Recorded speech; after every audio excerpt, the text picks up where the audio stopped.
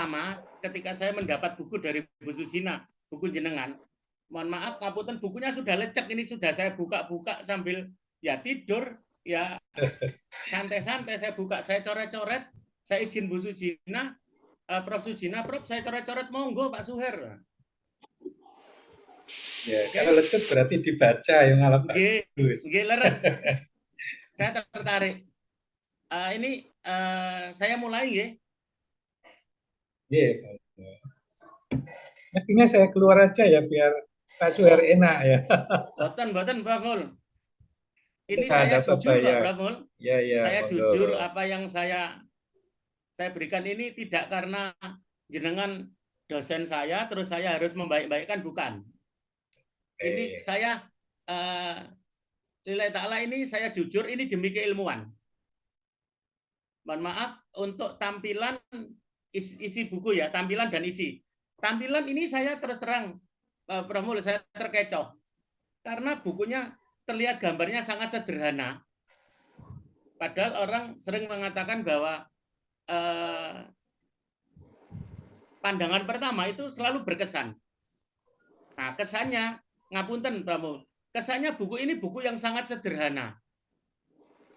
Karena saya melihat bukunya, ya buku yang dengan sampul putih, kemudian warna putih, kemudian gambarnya juga gambar yang tidak terlalu membuat orang tertarik untuk melihatnya atau membacanya. Namun saya terkecoh, jangan terkecoh. Tampilan cover buku, nah, setelah saya melihat judulnya, sejarah, teori, dan aplikasinya. Sudah ada 3, yaitu yang pertama prasemantik, kemudian semantiknya, dan pasca semantik. Saya melihat ada sejarah. Kemudian ada metode-metode dan pendekatan-pendekatan yang Prof Mul tuliskan, dan itu jarang saya jumpai pada buku-buku semantik yang lain. Nah, kemudian ada satu lagi, kalau teori mungkin umum ya, teori umum atau ketika isi, namun ketika di akhir yaitu aplikasinya, saya sangat tertarik dengan salah satu bagian. Saya di sini berposisi sebagai guru. Saya pernah mengajar di SMA, pernah mengajar di SMP, dan sekarang mengajar di mahasiswa. Aplikasinya ini sangat penting karena apa? Karena jarang buku-buku semantik itu yang mengupas seperti itu. Nah, di sini saya jelaskan isi buku mulai sejarah, pendekatan, metode, teori, sampai penerapan atau aplikasi ilmu semantik. Ini secara konkret dan itu saya alami di lapangan. Sampai studi-studi kasusnya ketika saya baca, saya menjawab begini, oh iya, benar.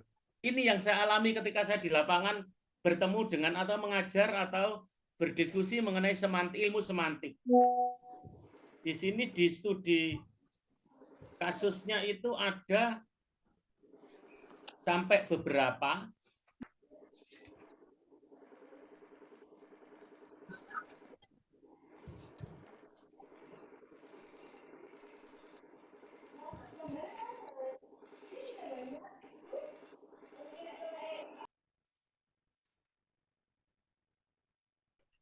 Di sini saya lihat sampai ada 8 studi kasus, dan semuanya itu hampir saya alami, Prof Mul. Wah, saya maunya sembunyi ini. Kok dipanggil terus? Enggak apa-apa, saya. Baik. Ini saya tetap di sini kalau gitu. Malah saya mohon nanti kalau seandainya ada hal yang dari saya salah dan lain-lain, saya belajar lagi kepada jenengan. Baik. Di sini sejarah pun saya jarang menemui buku-buku. Kebetulan buku yang sering saya baca itu bukunya Prof Abdul Khair, kemudian Prof Fatima Jaya Sudarma. Kemudian ada satu buku yaitu bukunya Stephen Ullman yang diadaptasi oleh Pak Sumarsono, ini Bapak Sumarsono ya. Nah, saya melihat buku Prof. Mul ini lebih tipis dari yang lainnya. Bahkan halamannya mungkin lebih, karena saya lihat hanya sampai profil penulis itu hanya sampai 169, tidak sampai 200 halaman. Namun isinya lengkap, sudah ada 3 bagian. Bagian saya menyebutnya sebagai yang pertama itu adalah pra ilmunya atau pra teori, kemudian ke teorinya, dan yang terakhir pasca. Pasca ini saya sebagai waktu itu sebagai guru SMA. Kebetulan saya dulu mengajar di SMA Al-Hikmah Surabaya.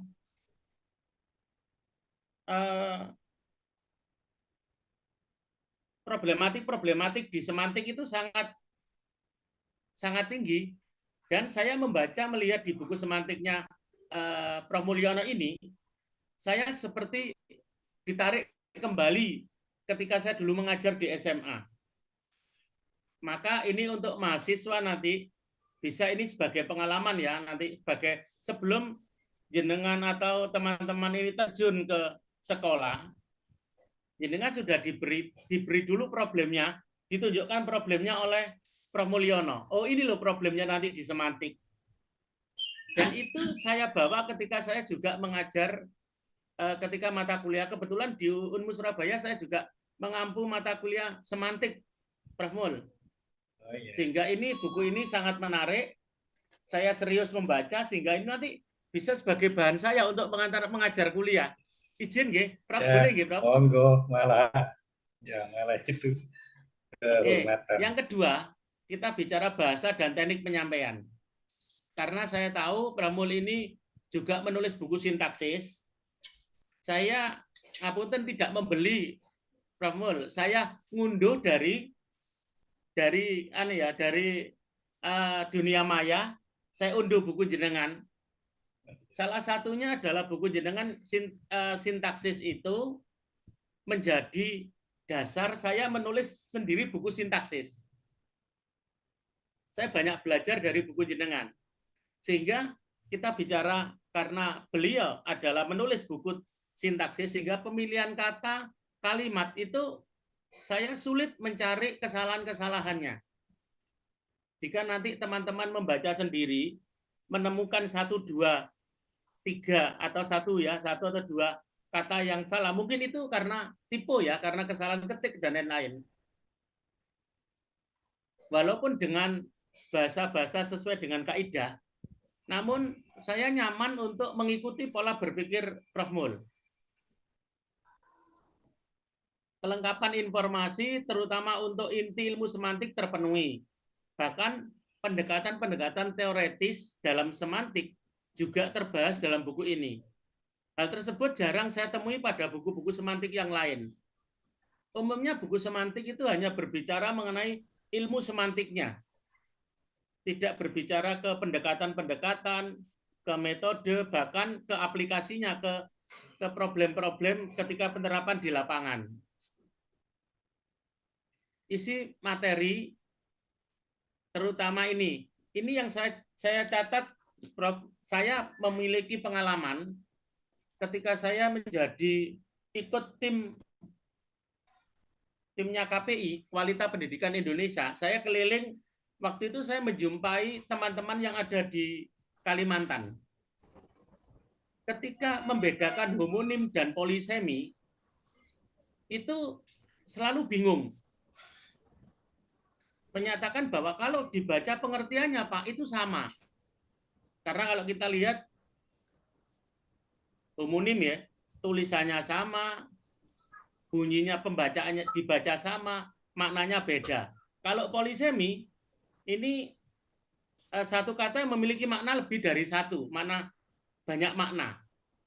Kemudian apa bedanya? Nah, dari pengalaman itu, ternyata saya terjawab dari bukunya Prof. Mul. Sehingga kalau seandainya seorang pengajar mau membaca buku ini, itu terjawab. Yaitu di halaman 100, di halaman 100, mohon maaf saya bacakan. Nanti teman-teman bisa memiliki buku beliau ya. Polisemi adalah fenomena semantik di mana satu bentuk kata memiliki lebih dari satu makna. Dan makna-makna tersebut saling berhubungan secara konseptual dan historis. Saya beri garis bawah ini, Prof. Mul. Saling berhubungan dan secara konseptual dan historis. Mohon maaf, saya membandingkan dengan bukunya Abdul Khair. Kemudian kebetulan saya buka dua-duanya, saya buktikan. Kebetulan halamannya hampir sama, di halaman 100 di Prompol halaman 100, di Abdul Khair itu halaman 101. Teman-teman nanti bisa ngecek ya di buku Pengantar Semantik Bahasa Indonesia. Polisemi lazim diartikan sebagai satuan bahasa terutama kata, bisa juga frasa yang memiliki makna lebih dari satu. Hanya itu pengertiannya. Namun di Prof. Mulyono diberi tambahan bahwa saling berhubungan secara konseptual dan historis. Itu saya alami ketika saya memberikan belajar bersama dengan guru-guru di SMP dan SMA di daerah Kalimantan. Rata-rata bingung membedakan homonim dengan polisemi. Kalau kita tahu ya homonim bisa racun dan bisa dapat. Memang maknanya tidak ada kaitan. Namun kalau di polisemi, ketika kita bicara kepala sekolah, kepalanya botak. Dua-duanya kepala. Tulisannya sama, bunyinya sama, maknanya beda. Namun kepala untuk yang polisemi itu masih ada hubungan secara konseptual atau historis. Nah, itu yang saya catat, Prof. Mul. Yang saya terus terang sangat antusias membaca berikutnya setelah saya juga menemukan itu.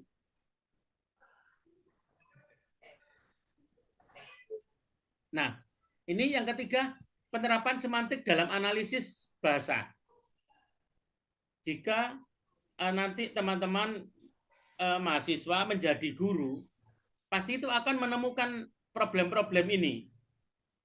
Yaitu merupakan bagian yang menarik dan jarang ditemukan dalam buku-buku semantik lain.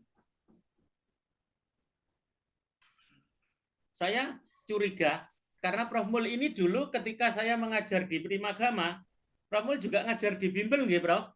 Oh iya, Di banyak. Beta nggih. Di Beta, di Erlangga, di ASG banyak.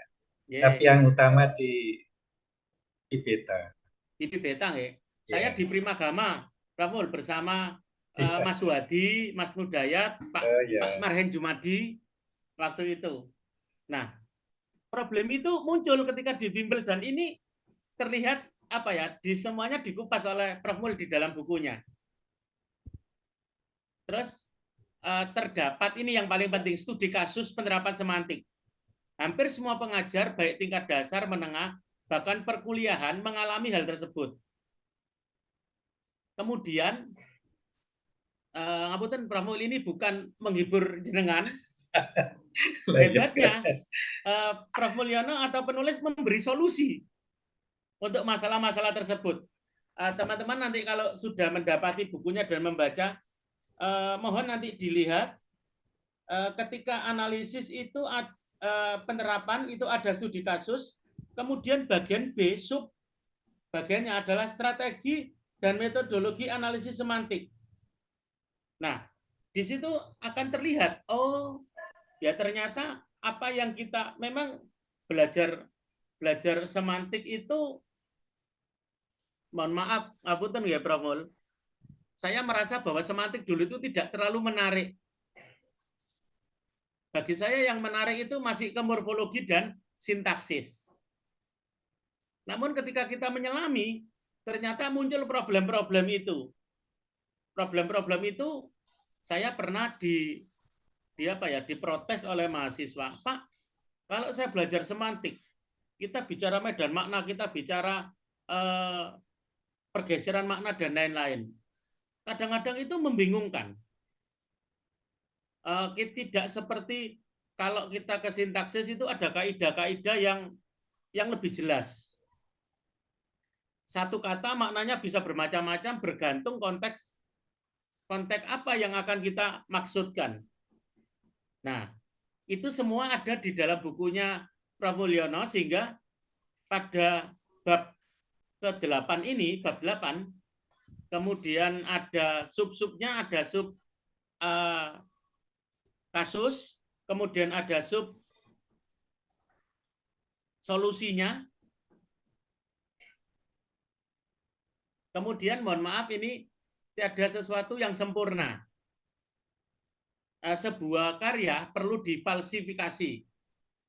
Mohon maaf Prof. Mul, ini saya mengambil dari Karl Popper, dari Popper ya, bukunya Popper.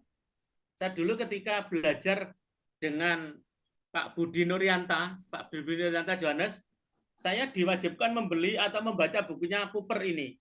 Salah satu yang menarik adalah falsifikasi, yaitu prinsip yang menyatakan bahwa sesuatu itu harus ditemukan kelemahannya atau kekurangannya agar bisa menjadi sesuatu yang lebih baik atau menuju ke sempurna.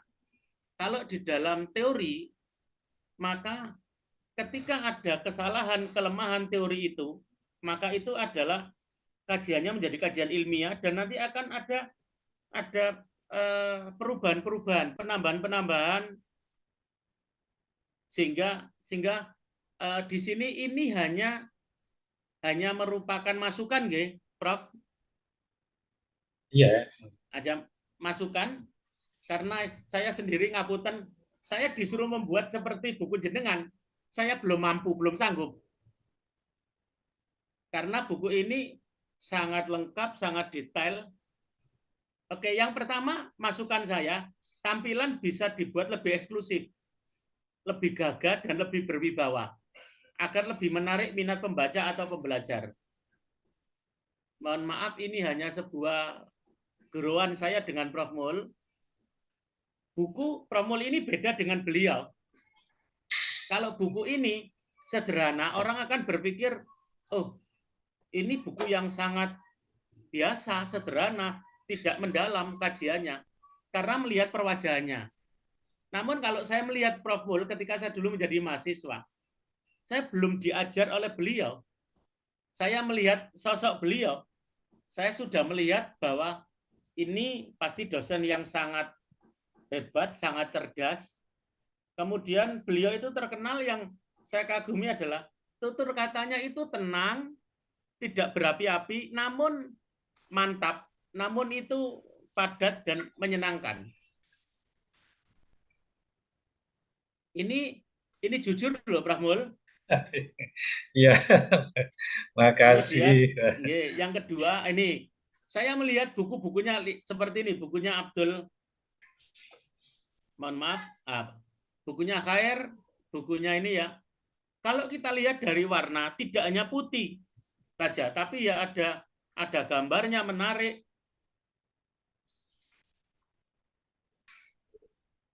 Apunten, bukunya Prof. Mul kan sederhana sekali kan depannya. Iya, Terus nanti terang, masukan saya sampaikan ke penerbit. Ini Pak Suher.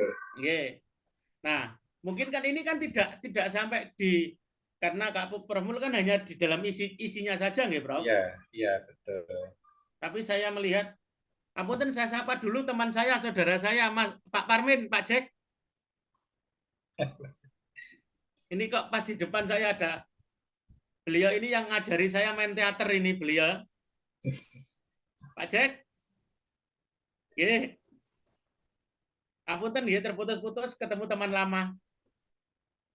Nah, kalau lihat bukunya seperti ini, saya kali pertama lihat buku Prof. Mul gini, kok sederhana sekali.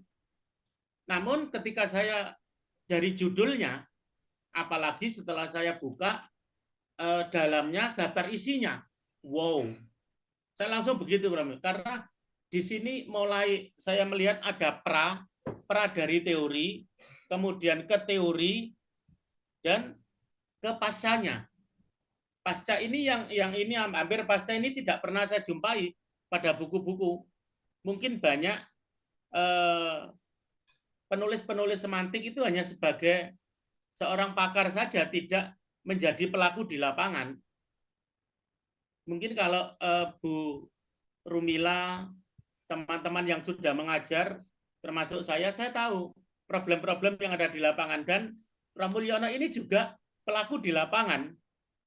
beliau juga pernah mengajar di bimbingan belajar dan mungkin studi-studi yang lain, sehingga kenyataan yang kita butuhkan di lapangan itu tertampung dalam buku beliau.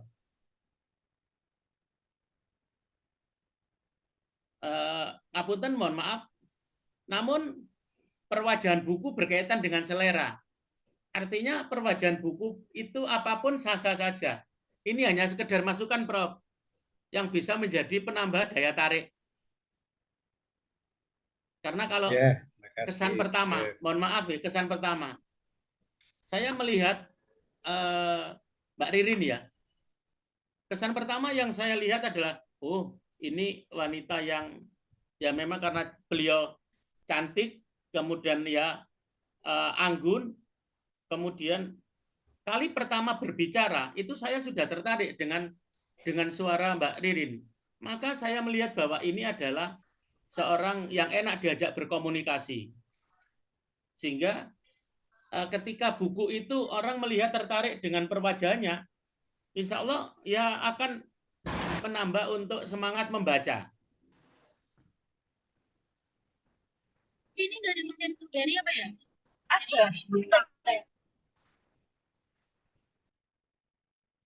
Secara umum isi buku menunjukkan kelengkapan.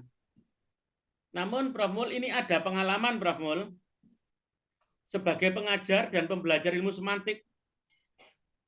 Atau mungkin saya yang kurang jeli ya, mau nanti masukan dari teman-teman yang nanti sudah membaca.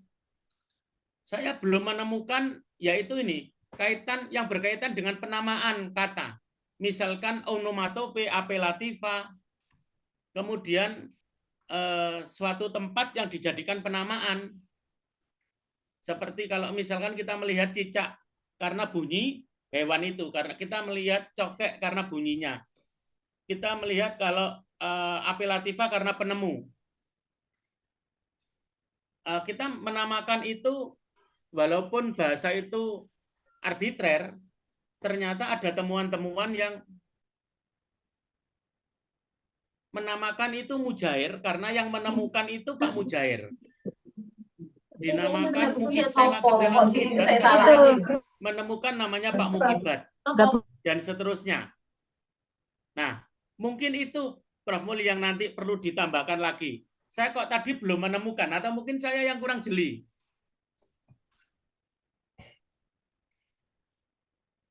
Oke, ini simpulan. Nanti kita diskusi, kita bertanya jawab. Terlepas kekurangan dari hal-hal tersebut yang buku ini adalah buku yang sangat bagus dan cocok bagi dosen untuk mengajar ilmu semantik dan bagi mahasiswa nanti sebagai pembelajar ilmu ini. Apunten Prof Mul, saya belum tahu harga buku ini berapa, Prof?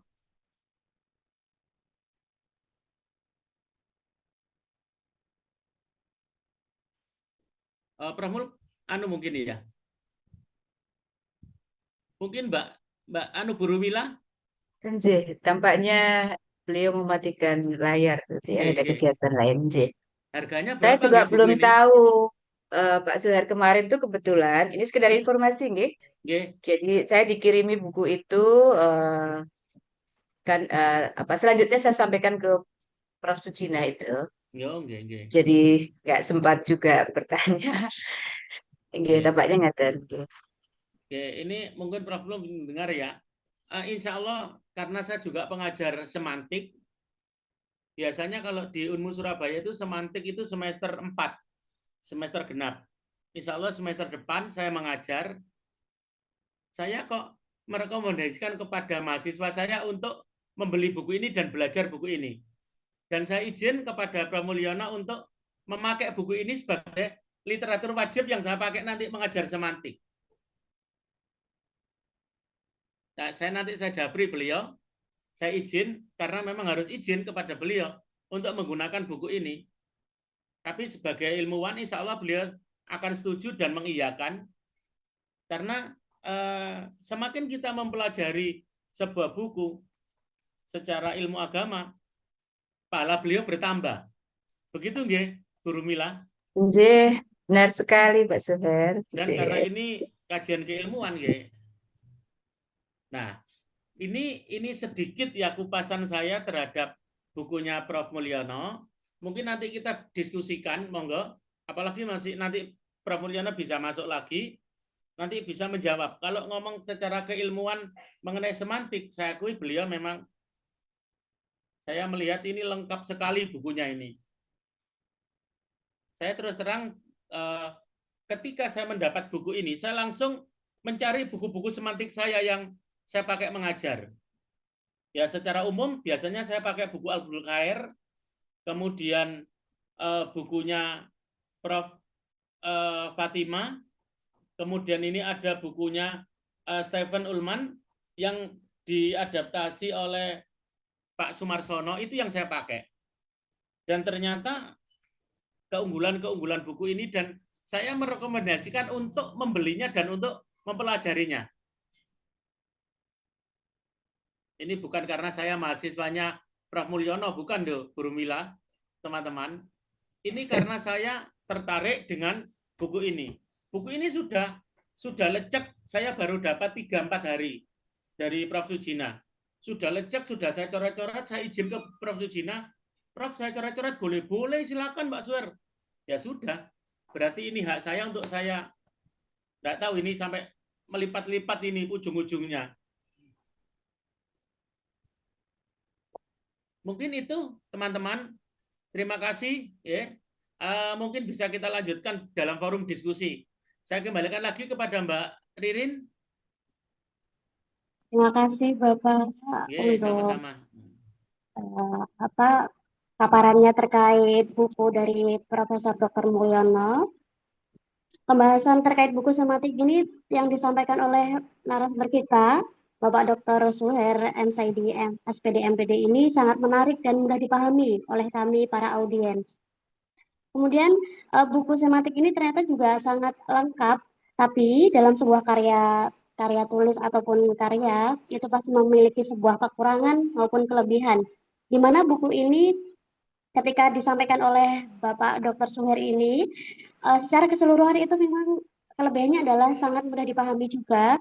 Kemudian apa yang disampaikan di dalam bukunya itu tidak hanya memuat teori-teori semantik yang cukup, mungkin kalau teori semantik saja kita bisa mempelajari dari buku lain.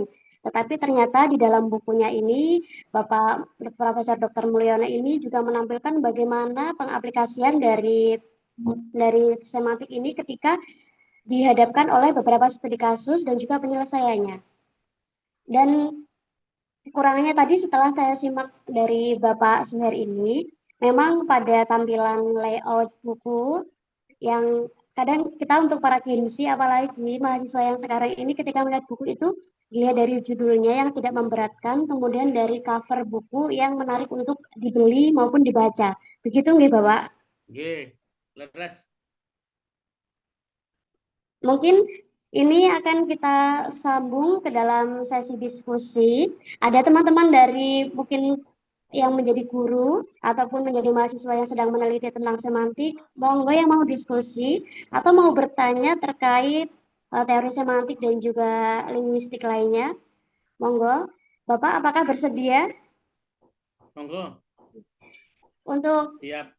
Permulaan mungkin saya akan buka 3 sesi diskusi bagi penanya, kemudian nanti kalau ada waktu lagi, kita sambung lagi ke penanya selanjutnya. Silakan teman-teman yang mau diskusi terkait buku semantik ini.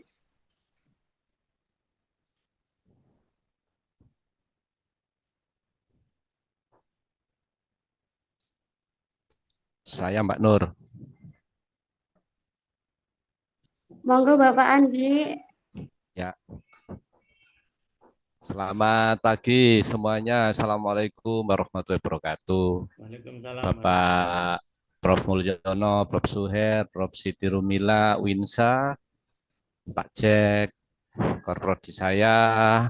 Mohon maaf ini kehujanan, saya di rest area sehingga pakai lain nggak bawa ganti. Ya. Masya Allah, keren Pak Andi. Nggak apa-apa Pak Andi, yang penting gayeng.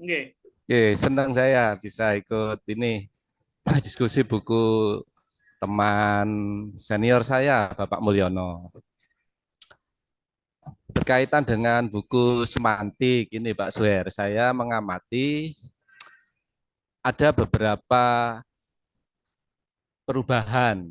Nah, kalau dunia fashion itu ada make up itu before and after. Kalau sebelumnya itu agak kusam itu, kemudian saya di make up jadi lebih putih ya, whitening misal itu ya. Nah, di dalam kata-kata itu saya amati ada ranah semantik, ada juga pragmatik. Kalau kita melihat dari segi praktis, di semantik kemudian ke arah pragmatik,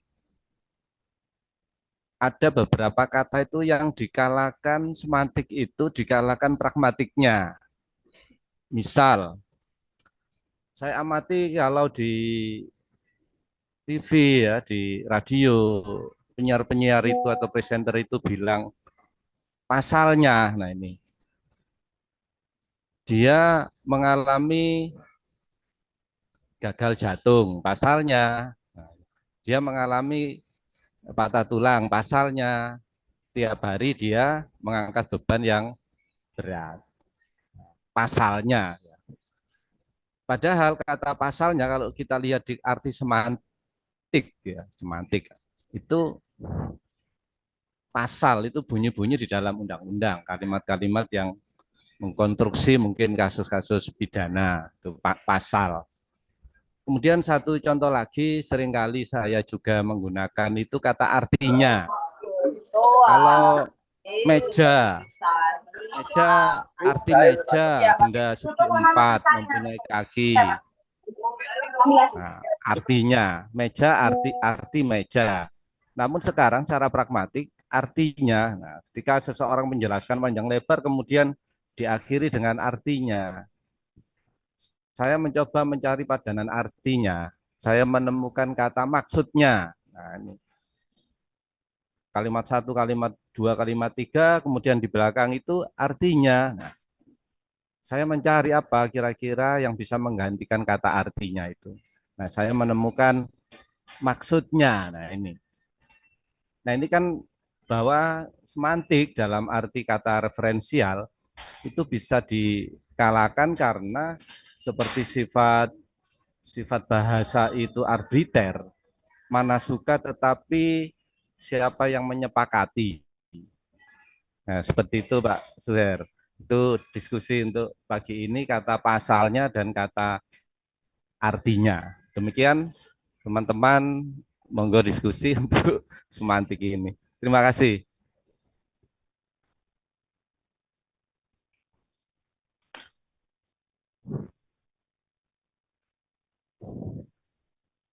Mungkin Bapak Dr. Suher mau menjawab langsung atau mungkin ada teman-teman yang ingin bertanya lagi.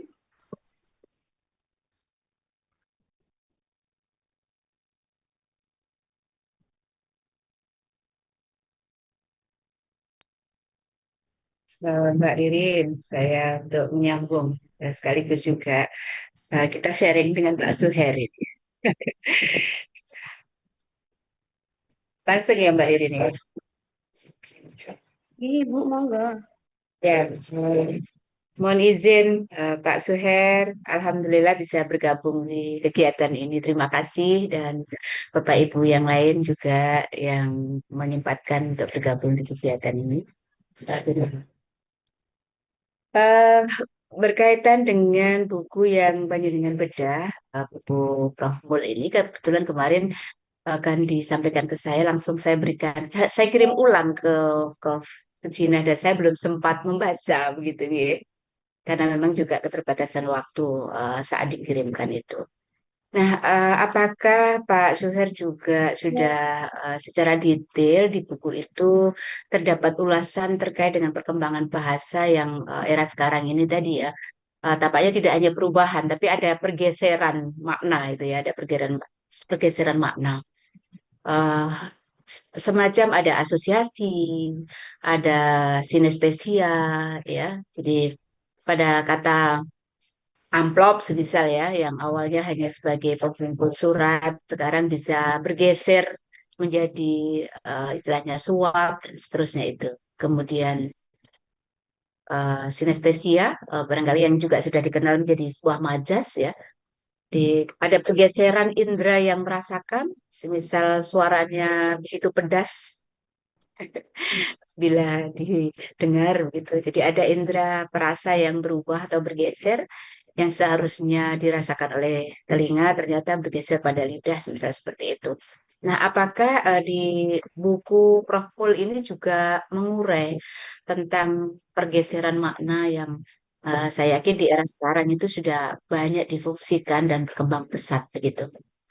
Mungkin hanya semacam konfirmasi saja, Pak Suher, Mbak Irin. Terima kasih. Terima kasih Ibu, terima kasih juga Bapak Andi, tadi sudah berdiskusi. Monggo teman-teman, mungkin dari mahasiswa atau dari pengajar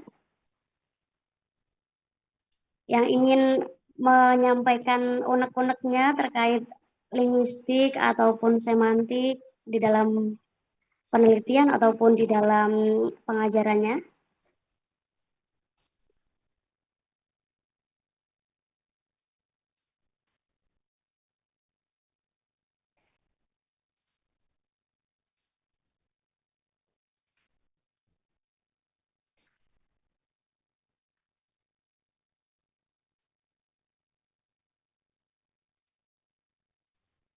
Sambil menunggu, tampaknya di chat itu ada informasi Pak Suher, jadi 90.000 harganya. Ya. Oke.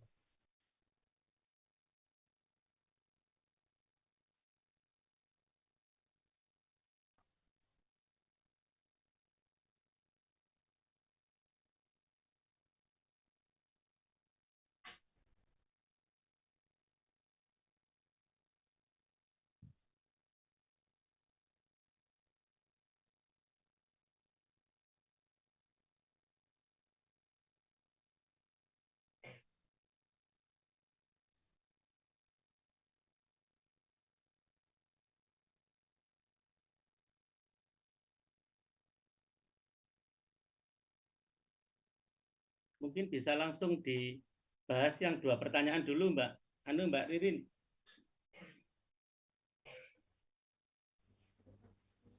Sambil nanti menunggu yang lainnya, mungkin ada pertanyaan yang lain.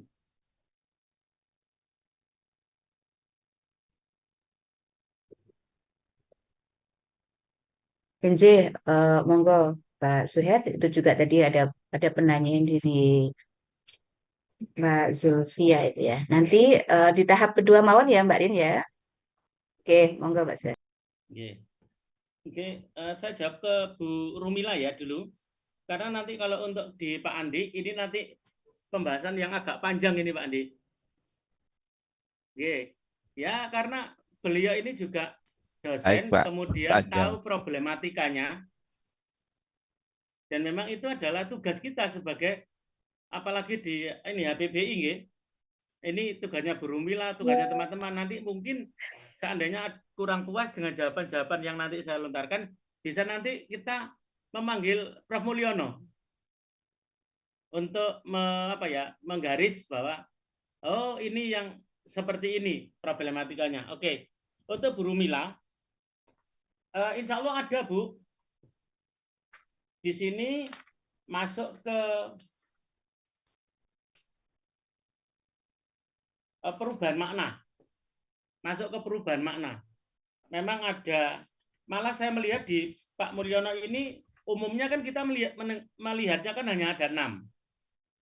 Ada pertama generalisasi, spesialisasi, ameliorasi, peyorasi, kemudian sinestesia.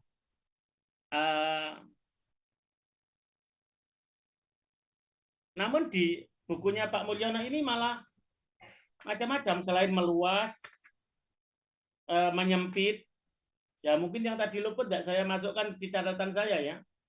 Ada lagi disfemia pengasaran, kemudian ada ini metaforis, kemudian metonimia. Kalau kita melihat metonimia itu kalau dalam ajas kan merek dagang. Mungkin penyebutan di dalam ini perubahan-perubahan semantik yang terjadi karena suatu mengalami pergeseran makna berdasarkan relasi kedekatan antara satu konsep dengan konsep lain dalam konteks tertentu. Nah, kalau kita lihat ya kemiripan seperti itu.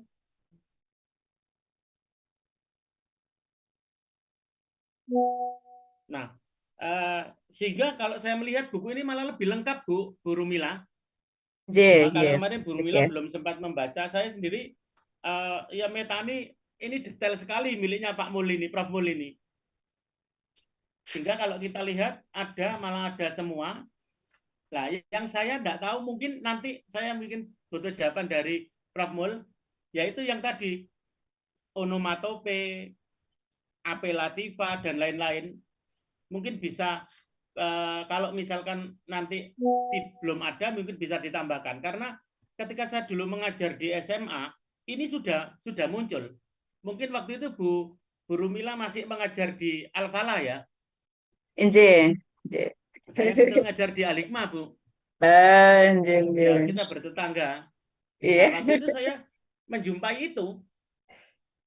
Ada salah satu mahasiswa saya tanya, Pak, apa Pak pengertian dari onomatope?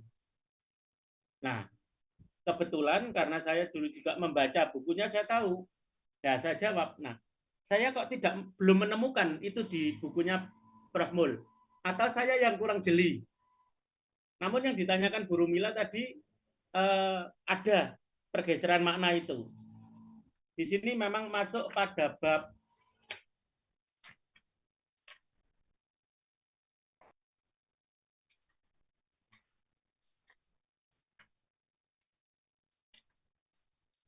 pada bab 6 perubahan makna. Nah, itu ada semuanya dikupas lengkap oleh beliau. Saya coba untuk berdiskusi dengan yang diungkapkan oleh Pak Andi. Apunten Pak Andi. Pak Andi masih bergabung?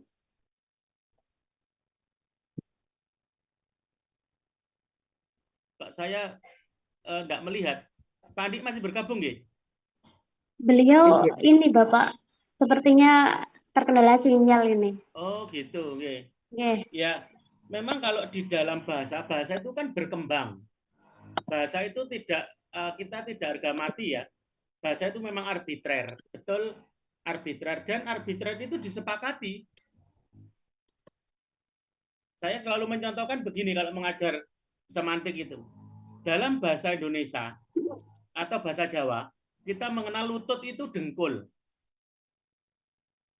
Dalam bahasa Madura, mengenal itu toot.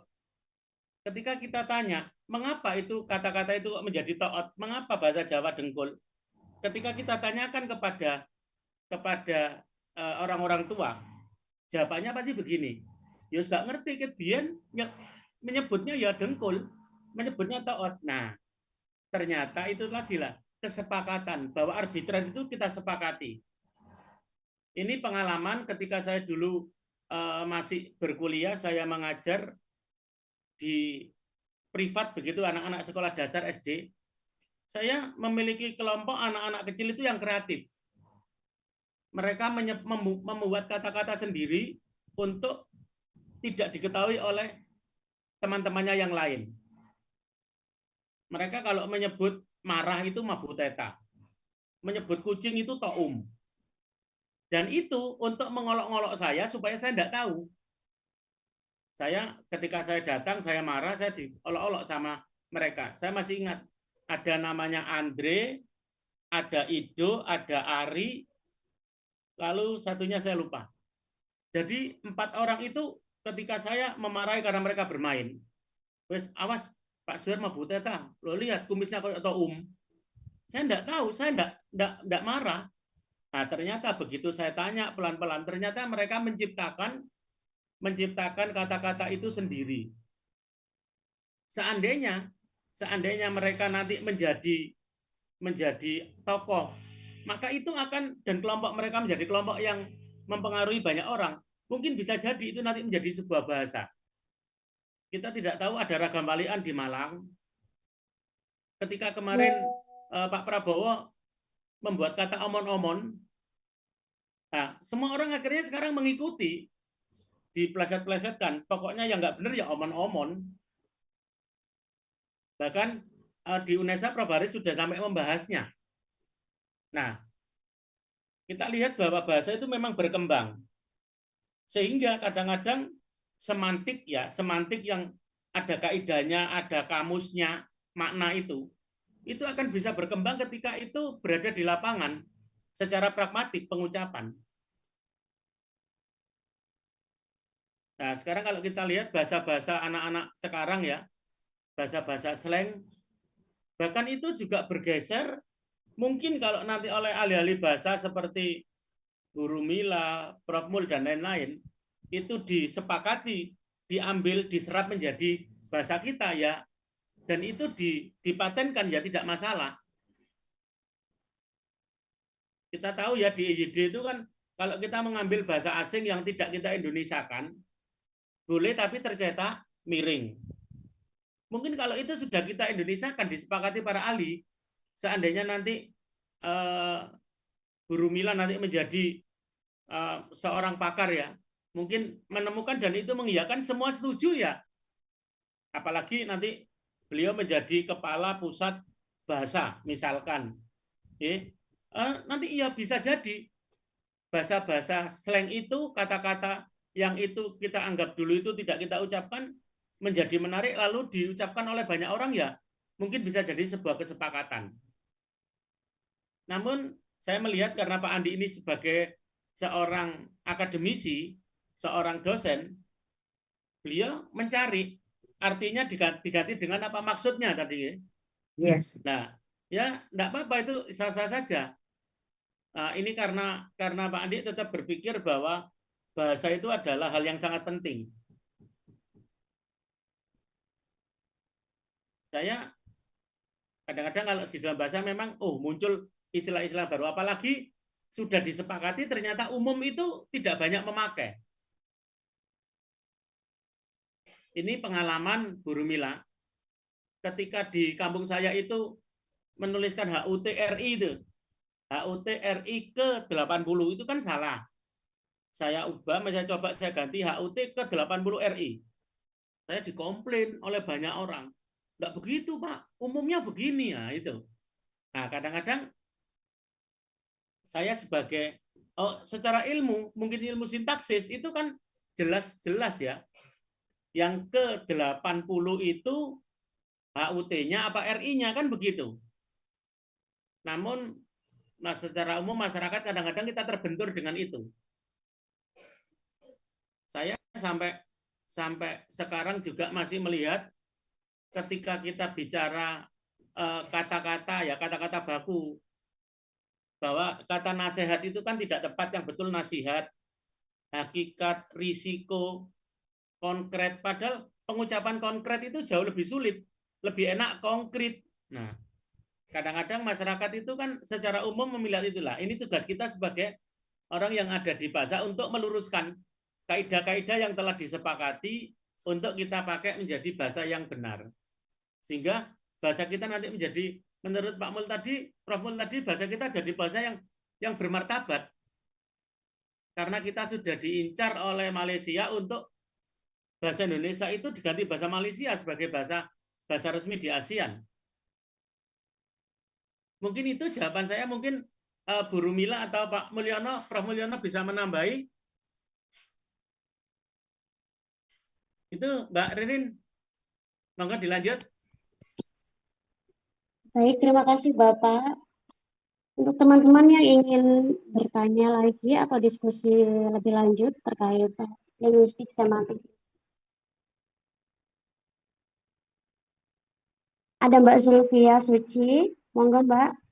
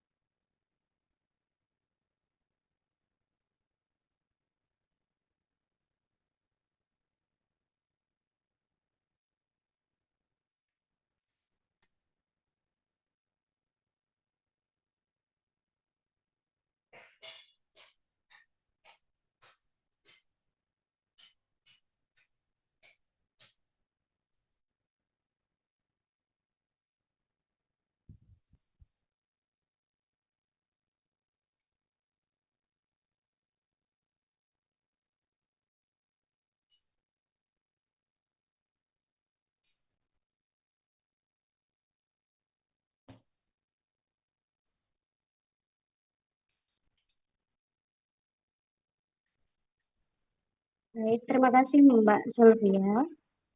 Ini Bapak mau langsung menjawab atau ada satu penanya lagi mungkin? Boleh, mungkin satu lagi. Silakan teman-teman.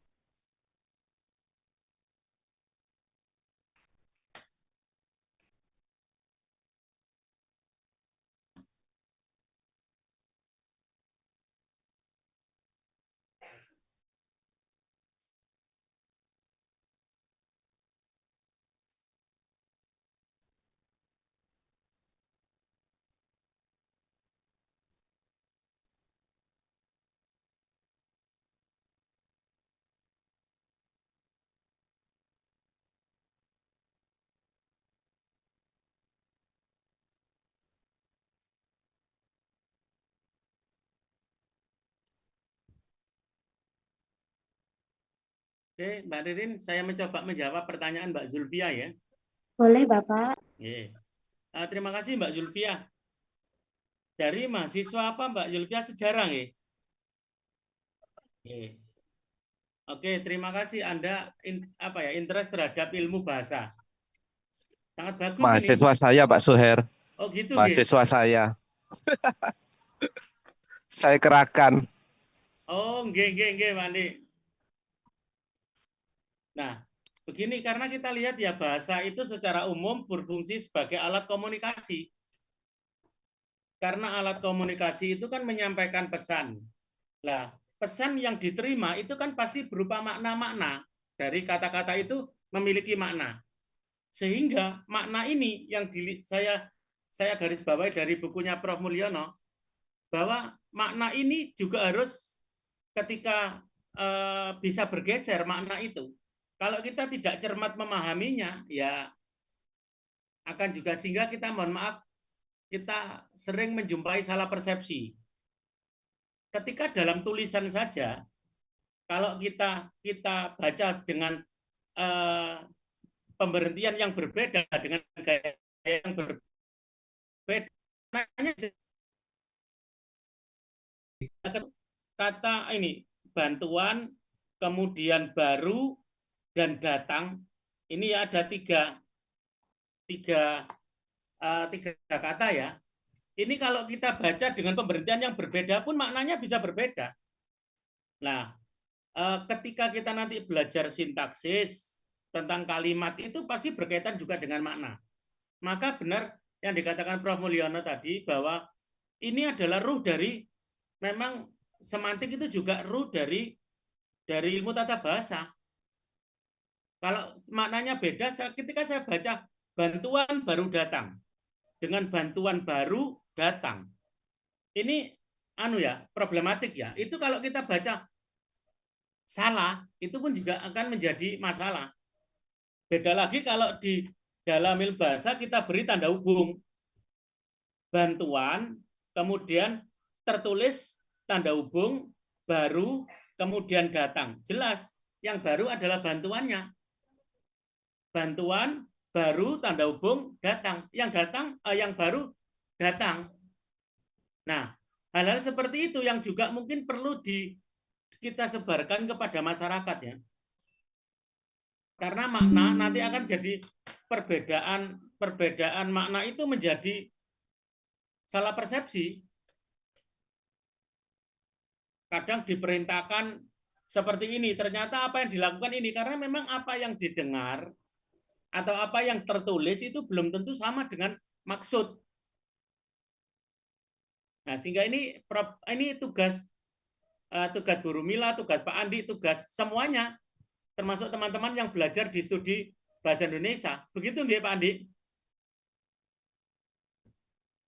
Bahwa kita memang benar-benar inilah problem yang ada di masyarakat.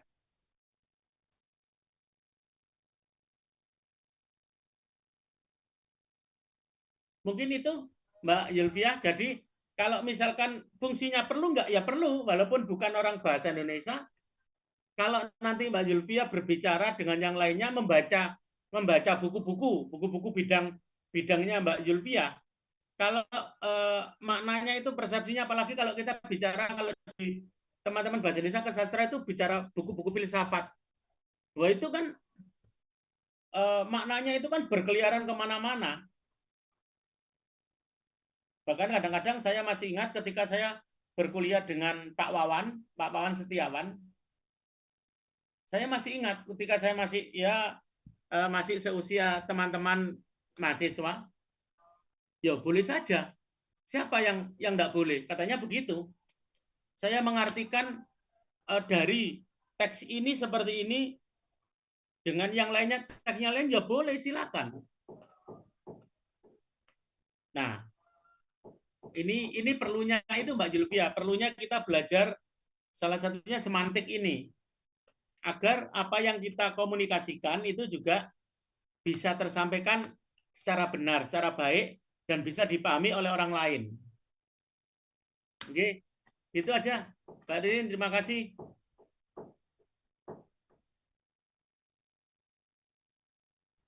Baik, Bapak, terima kasih.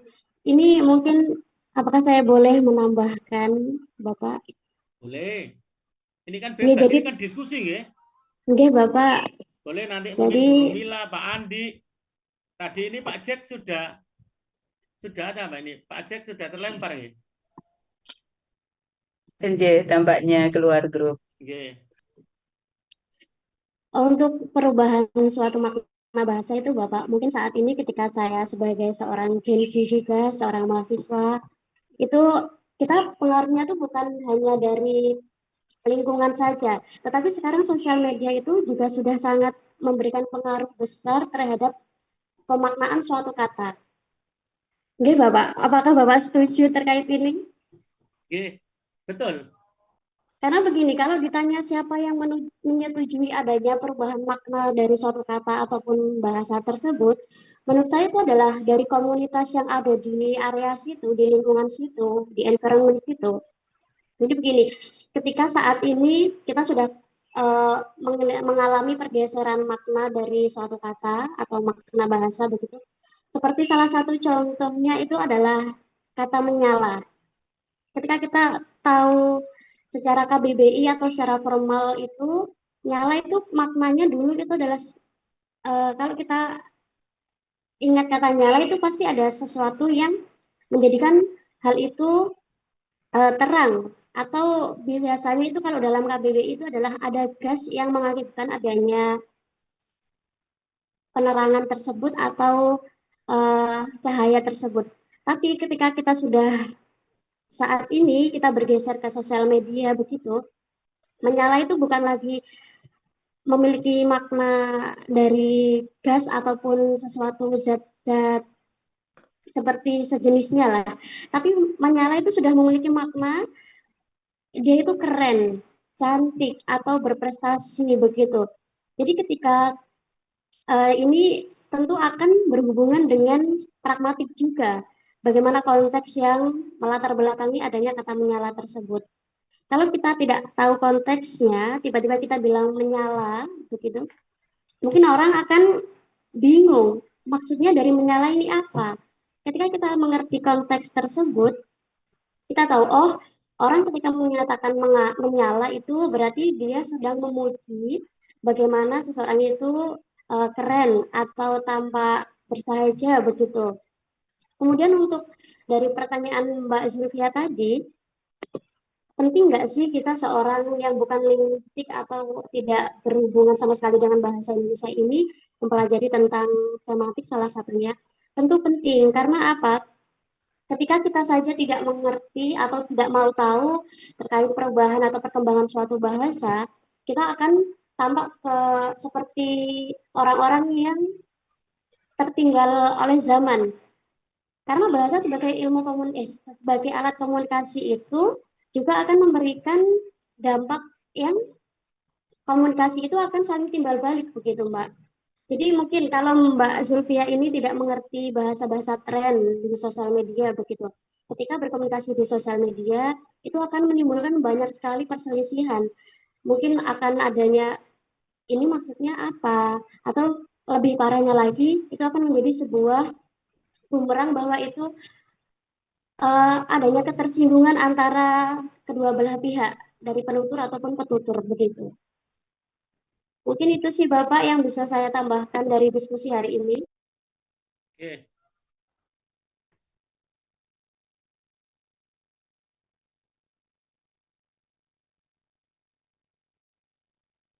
Mungkin teman-teman masih ada yang mau didiskusikan. Menyambung Mbak Rin, Pak Zuher. Monggo Ibu. Monggo Bu Nggih, Lila. tadi juga ada keterkaitan dengan pertanyaan Pak Andi ini. Pak Andi sudah rawuh ini, Pak Nggih, Zuher. sudah muncul. Mohon maaf tadi Jadi, terlempar. Oke. Oh, nggih. nggih. Tadi ada keterkaitan dengan antara semantik dengan pragmatik ya. Kalau saya seringkali, kebetulan saya mengampu pragmatik Pak Zuher di Oke. semester ini gitu ya.